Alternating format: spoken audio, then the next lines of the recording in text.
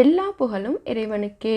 Hello friends, welcome to Kilakarai kitchen. இன்றைக்கி நம்ம சேனலில் அரை மணி நேரத்தில் அருமையான எங்கள் ஊர் ஸ்பெஷல் மடக்கு பூரி, அதாவது இதை சோமாஸ்னு சொல்லுவாங்க. வாங்க எப்படி செய்யலான்னு பார்க்கலாம். அதுக்கு முன்னாடி இப்போ தான் நம்ம சேனலில் ஃபர்ஸ்ட் டைம் பார்க்குறீங்கன்னா மறக்காமல் சப்ஸ்கிரைப் பண்ணிவிட்டு கூடவே பக்கத்தில் இருக்க பெல் ஐக்கானையும் கிளிக் பண்ணிக்கோங்க.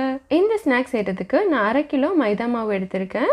இதை நம்ம ஒரு அகலமான பாத்திரத்தில் கொட்டிக்கிடலாம். இப்போது மாவு எல்லாத்தையும் ஒரு பாத்திரத்தில் சேர்த்ததுக்கப்புறம் இது கூட 2 டேபிள் ஸ்பூன் ரவை, 1 teaspoon salt, 1 teaspoon sugar, 1 table spoon ghee சேர்த்துக்கிறேன். நம்ம கீ சேர்க்கறதுனால நம்ம மாவுக்கு நல்ல ஒரு சாஃப்ட்னஸும் கிடைக்கும், இது மணமாகவும் இருக்கும். இப்போது எல்லாத்தையும் தண்ணி ஊற்றாமல் ஒரு தடவை நல்லா மிக்ஸ் பண்ணி விட்டுக்கிடலாம். நம்ம இதுக்கு ரெடி பண்ணுற மாவு எப்படி இருக்கணும்னா நல்லா டைட்டாக இருக்கணும், தண்ணியாக இருக்கக்கூடாது.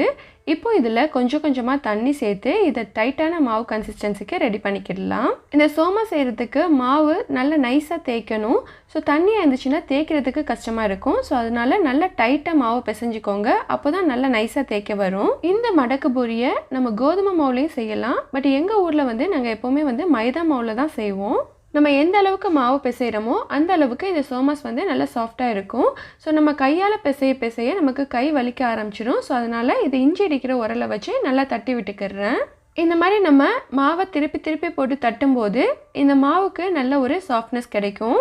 இந்த மாவு ரொம்ப டைட்டாக இருக்கிறதுனால நம்ம கையை வச்சு பிசைகிறது கஷ்டம்தான். ஸோ அதனால் ஈஸியாக இருக்கிறதுக்காக வேண்டி இந்த மாதிரி உரலை வச்சு நல்லா தட்டி விட்டுக்கோங்க. இந்த மாதிரி நம்ம உரலை வச்சு தட்டும்போது ரொம்ப நேரம் தட்டணும்லாம் தேவையில்லை. இது கொஞ்சம் தட்டுனாவே இது நல்லா சாஃப்டாயிரும். இதுவே நம்ம கையால் பிசையும் போது ரொம்ப டைம் எடுக்கும். இந்த மாவில் நம்ம ரவையெல்லாம் சேர்த்துருக்கிறதுனால இது ரொம்ப நாளைக்கு நல்ல மொறுமொறுன்னு இருக்கும். இப்போது நம்ம ரெடி பண்ண மாவை ஒரு மூடி போட்டு 10 நிமிஷத்துக்கு ஊற வச்சுக்கிடலாம். இந்த கேப்பில் நம்ம இதுக்குள்ளே வைக்கிறதுக்கு பூரணம் ரெடி பண்ணிக்கிடலாம். நம்ம ரெடி பண்ண போகிற பூரணத்து கூட சேர்த்து மிக்ஸ் பண்ணுறதுக்கு 25 கிராம் பாதாமும் 25 கிராம் முந்திரியும் சேர்த்து மிக்சியில் இந்த மாதிரி கொரகொரப்பாக அரைச்சி எடுத்துக்கிறேன். இது ஆப்ஷனல் தான். இது சேர்க்கும் போது இன்னும் நல்ல டேஸ்ட்டாக இருக்கும். நீங்கள் விருப்பப்பட்டு ஆட் பண்ணிக்கோங்க, இல்லைனா இதை ஸ்கிப் பண்ணிக்கோங்க.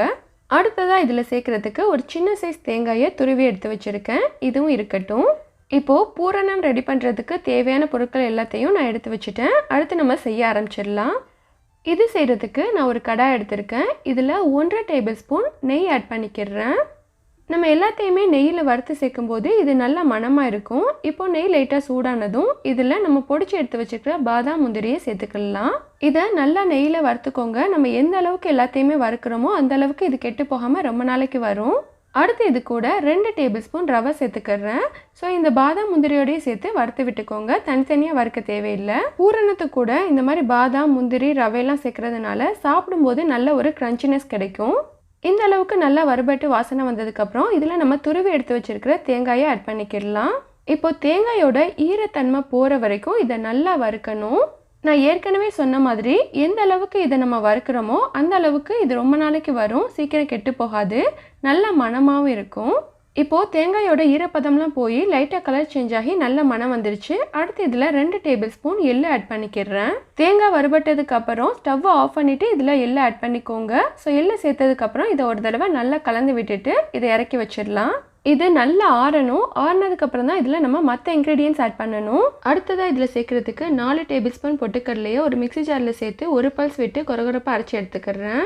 இப்போ நம்ம ரெடி பண்ண பூர்ணம் ஆறிடுச்சு. இது கூட 3/4 கப் சுகர், அப்புறம் நம்ம பொடிச்ச பொட்டுக்கடலை பவுடர், அடுத்தது 1/2 டீஸ்பூன் ஏலக்காய் தூள் சேர்த்துட்டு இது எல்லாத்தையும் நல்லா கலந்து விட்டுக்கோங்க. பூரணம் நல்லா ஆறினதுக்கு அப்புறம் தான் இதில் நம்ம சுகரை சேர்க்கணும். சூடாக இருக்கும் போதே சேர்த்துட்டோன்னா சுகர் மெல்ட் ஆயிரும். இந்த பொட்டுக்கடலையும் வறுத்ததுங்கிறதுனால நான் திரும்பவும் வறுக்கலை, டைரெக்டாக அரைச்சி சேர்த்துருக்கேன். நீங்கள் தேவைப்பட்டால் லைட்டாக பொட்டுக்கடலையை வறுத்துட்டு அரைச்சிக்கோங்க. இந்த மாவு ஊறி வர்ற நேரத்தில் நம்ம பூரணமும் ரெடி பண்ணியாச்சு. அடுத்து நம்ம மாவு தேய்க்க ஆரம்பிச்சிடலாம். பாருங்கள், மாவு இந்த அளவுக்கு திக்காக இருக்கணும். இதை நம்ம உரலை வச்சு தட்டுனதுனால நல்லா சாஃப்டாக விரிசல் இல்லாமல் வந்திருக்கு. இப்போ நமக்கு தேவையான அளவில் மாவு எடுத்துகிட்டு உருண்டை பிடிச்சி இது சப்பாத்தி கட்டையை வச்சு தேய்ச்சி விட்டுக்கிடலாம். கவுண்டர் டாப்பை நல்லா க்ளீன் பண்ணிவிட்டு அதுலேயே மாவை ஸ்ப்ரெட் பண்ணி நான் ரோலிங் பின்னை வச்சு நல்லா தேய்ச்சி விட்டுக்கிறேன். மாவு தண்ணியாக இருந்துச்சுன்னா உங்களுக்கு மொறுமொறுப்பு தன்மையும் கிடைக்காது, அது உப்பியும் வராது. ஸோ இந்த அளவுக்கு வச்சுக்கோங்க. நான் மாவு பெருசாக தைக்கிறதுனால இந்த மாதிரி கவுண்டர் டாப்பில் வச்சு தேய்ச்சி விட்டுக்கிறேன். அதுக்கப்புறம் மூடியை வச்சு ரவுண்ட் ஷேப்பில் கட் பண்ணி எடுத்துக்கிடுவேன். இதை நீங்கள் அச்சில் வச்சு கூட செஞ்சுக்கிடலாம், இல்லைனா சின்ன சின்னதாக ஒன்றா செஞ்சு எடுத்து வச்சுக்கிடலாம். நம்ம மாவை எந்த அளவுக்கு தின்னாக தேய்க்கிறோமோ அந்த அளவுக்கு சோமாஸ் நல்லா கிறிஸ்பியாக இருக்கும். இதுவே மாவை திக்கா தேய்ச்சிட்டேன்னா மேல் பகுதி மட்டும்தான் கலர் சேஞ்ச் ஆகி பொரிஞ்சு வரும், உள்ளே வந்து மாவாக இருக்கும். இது சீக்கிரமே வந்து கெட்டு போயிடும். இந்த மாவை நம்ம எந்த அளவுக்கு நல்லா இழுத்து தேய்க்க முடியுமோ அந்த அளவுக்கு நைஸாக தேய்ச்சி விட்டுக்கோங்க. இப்போ ஒரு மூடி எடுத்துகிட்டு இந்த மாதிரி ரவுண்ட் ஷேப்பில் கட் பண்ணிக்கிறேன். உங்களுக்கு எந்த சைஸில் சோமாஸ் வேணுமோ அதுக்கேற்ற மாதிரி மூடியை சூஸ் பண்ணிக்கோங்க. இப்போ இந்த மாவை வச்சு 5 சர்க்கிள் வந்து எடுக்க வந்துச்சு. எக்ஸஸாக இருக்கக்கூடிய மாவு எல்லாத்தையும் நம்ம எடுத்துடலாம். இப்போது பாருங்கள், என்னோடய ஃபிங்கர் அச்சு தெரிகிற அளவுக்கு இதை நைஸாக தேய்ச்சி எடுத்திருக்கேன். நம்ம மீதி இருக்கக்கூடிய மாவை எடுத்து அதை உருட்டி திரும்பவும் இந்த மாதிரி செஞ்சுக்கிடலாம். இதே மாதிரி உங்கள்கிட்ட இருக்கக்கூடிய எல்லா மாவுலையும் நீங்கள் ரெடி பண்ணி வச்சுட்டிங்கன்னா நம்ம டக்குன்னு பூரணத்தை வச்சு சுட்டி எடுத்துடலாம். இப்போது நான் ரெடி பண்ண இந்த 5 சர்க்கிள்லையும் பூரணத்தை ஃபில் பண்ணிக்கிறேன். இந்த தேய்ச்ச இந்த மாவோட சென்டரில் பூரணத்தை வச்சுட்டு அதை அப்படியே பாதியாக வந்து மடக்கி விட்டுக்கோங்க. இது பார்க்குறதுக்கு 3 ஷேப்பில் இருக்கும். ஸோ ரொம்ப பூரணம் வச்சிடாதீங்க, மடக்கும் போது வந்து வெளியில் வந்துடும். ஸோ அதனால் அளவோடு வச்சுக்கோங்க. இந்த மாவு ரொம்ப டைட்டாக இருக்கிறதுனால சும்மா நம்ம மடக்கணுன்னா அது ஒட்டாது. ஸோ இதை ஒட்டுறதுக்கு வந்து சுற்றியும் வந்து நான் தண்ணியை வச்சுக்கிறேன். தண்ணியை வச்சு இந்த மாவு ஒழுங்காக ஒட்ட வரல அப்படிங்கிற பட்சத்தில் நீங்கள் மைதா பேஸ்ட்டை யூஸ் பண்ணி ஒட்டிக்கோங்க. இப்போது எல்லா மாவுலையும் தண்ணி வச்சுட்டு இதை மடக்கிட்டு சுற்றியும் வந்து அழுத்தி விட்டுக்கிடலாம். இந்த மாதிரி மாவை மூடியை வச்சு கட் பண்ணி எடுக்கும்போது எல்லாமே பார்க்குறதுக்கு ஈவனாக ஒரே மாதிரி இருக்கும்.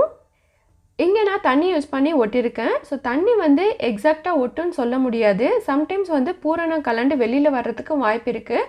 பெட்டர் வந்து நீங்கள் மைதா பேஸ்ட்டே வந்து அப்ளை பண்ணிக்கோங்க. இப்போது ரவுண்ட் ஷேப்பில் இருந்த இந்த மாவை மடக்கி ஹாஃப் மூன் ஷேப்புக்கு ஆக்கியாச்சு. இதை நம்ம அப்படியே எண்ணெயில் போட்டு பொரிக்கலாம். பட் நான் வந்து இந்த மாதிரி ஃபோக்கை எடுத்து சுற்றியும் ஓரங்களில் இந்த ஃபோக்கை வச்சு ப்ரெஸ் பண்ணி விட்டுக்கிறேன். இந்த மாதிரி செய்யும்போது பார்க்குறதுக்கு நல்ல லுக்காக இருக்கும். இதே மாதிரி நம்ம எல்லா சோமாஸ்லேயும் செஞ்சுக்கிடலாம். இப்போ வந்து சோமாஸை வந்து பொரிச்சு எடுத்துடலாம். இதை ஃப்ரை பண்ணுறதுக்கு நான் ஒரு கடாயில் தேவையான அளவு ஆயில் சேர்த்துக்கிறேன். இதை நம்ம டீப் ஃப்ரை தான் பண்ண போகிறோம். இப்போ நம்ம ரெடி பண்ண சோமாஸை ஒன்று ஆயிலில் சேர்த்துக்கிடலாம். இந்த மாவு நல்லா திக்காக இருக்கிறதுனால இது நல்லா உப்பி வரும். ஸோ ஒரு சைடு பொரிஞ்சு கலர் சேஞ்ச் ஆனதுக்கப்புறம் இது எல்லாத்தையும் அடுத்த சைடு திருப்பி போட்டுக்கோங்க.